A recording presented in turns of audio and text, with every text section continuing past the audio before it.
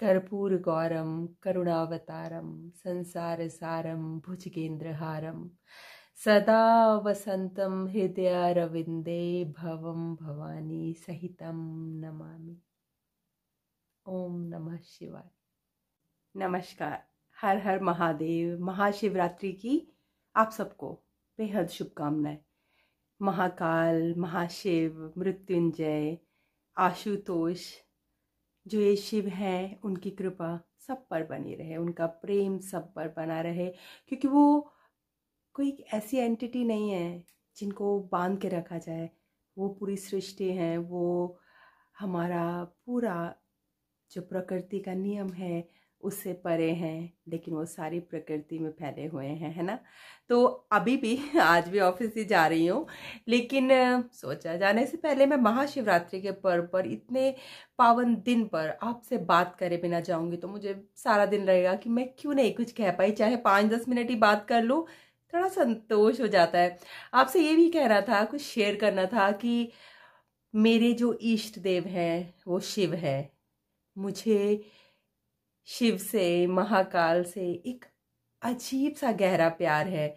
और जैसे कि सब शिव को पिता के रूप में देखते हैं, लेकिन मैंने बहुत छोटी उम्र से ही शिव को अपने प्रेमी, अपने पति के रूप में चाहा है, प्रेम किया है।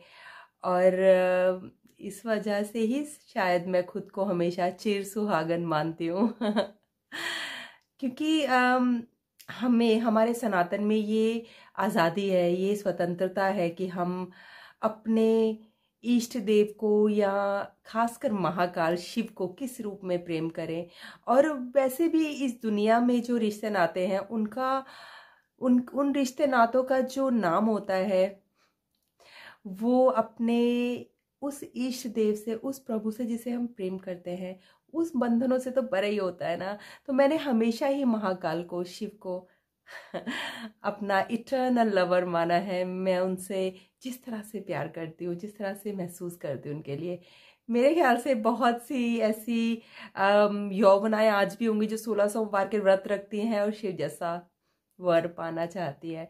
तो वाकई में शिव एक बहुत ही सुंदर विचारधारा है, और हम सबको उस विचारधारा से साक्षात्कार हो, यही प्रार्थना करती हूँ।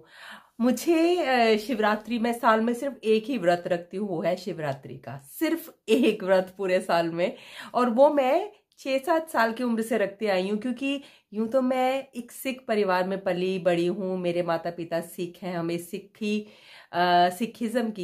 की भी नॉलेज दी गई है। उसके जो मॉरल्स हैं उनसे हमारा जैसे कहते हैं कि साक्षात्कार करवाया गया है। हमें पले बड़े हैं हम अपने माँ बाप को हर तरह से सिक्खी को फॉलो करते हुए, एक साधारण जीवन जीते हुए, लेकिन हमारे माँ बाप ने हमें हमेशा सनातन से भी बांधे रखा, हमें हमारी जड़ों से उतना ही पास रखा जितना कि एक सिख होने के फर्ज निभाने पर।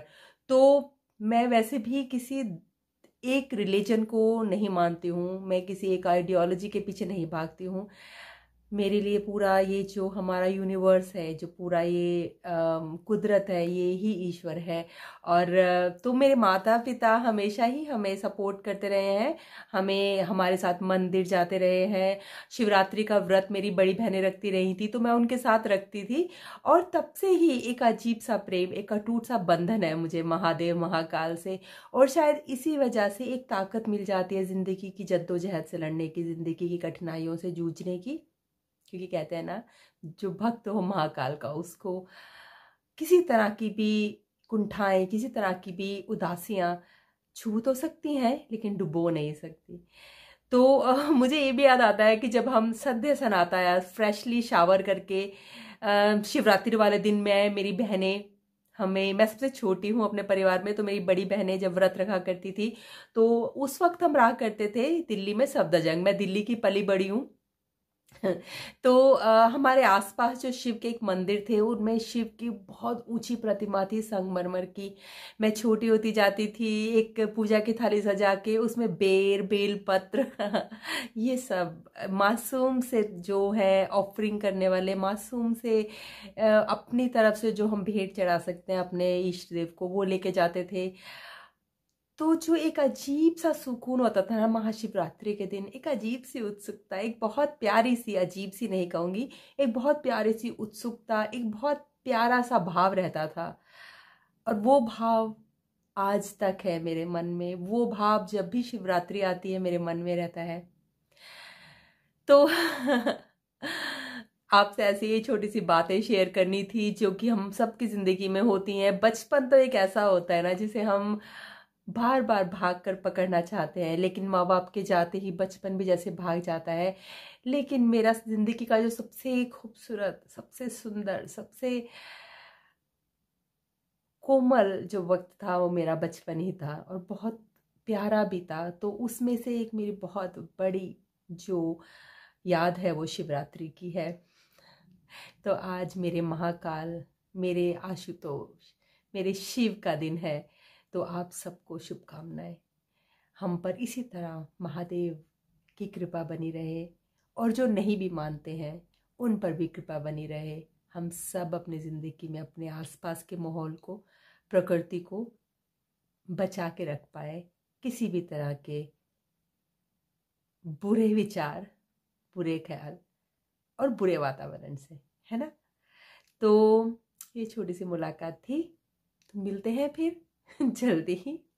तब तक रखिए अपना ख्याल और एक दूसरे का भी। जिए और जीने दें।